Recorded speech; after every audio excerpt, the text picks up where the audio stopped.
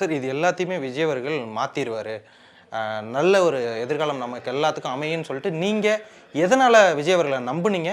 என்ன நம்பிக்கை இருக்கு சார்? ஒரே விஷயம் சார், நான் வந்து என்ன யோசிக்கிறேன்னா, நானே வந்து ஒரு சீனியர் சிட்டிசன். ஆனால் ரொம்ப தமிழ்நாடு மொத்த அரசியலும் ரொம்ப வயசானவங்க கையில் போய் மாட்டிக்கிட்டு ஒரு ட்ரெடிஷ்னலான ஒரு மேட்டரில் போய் நின்றுட்டு இவ்வளவு தான், இதுதான் அரசியல், நாங்கள் இப்படி தான் செய்வோம், லஞ்சம் வாங்குறது நியாயம், எனக்கு 30% கொடுத்துட்டு நீ வேலையை பார், நீ சம்பாதிக்கிறல எனக்கு கொடு, இப்படிலாம் பேசக்கூடிய இந்த வயசான அரசியல்வாதிகள்கிட்ட போய் இந்த தமிழகம் மாட்டிக்கிட்டு செத்துக்கிட்டு இருக்கு.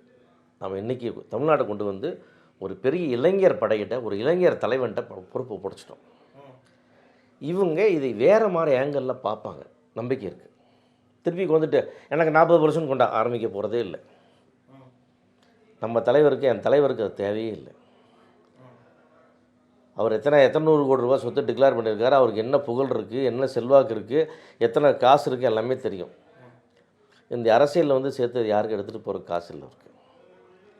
அந்த வழியில் அவர் வரல.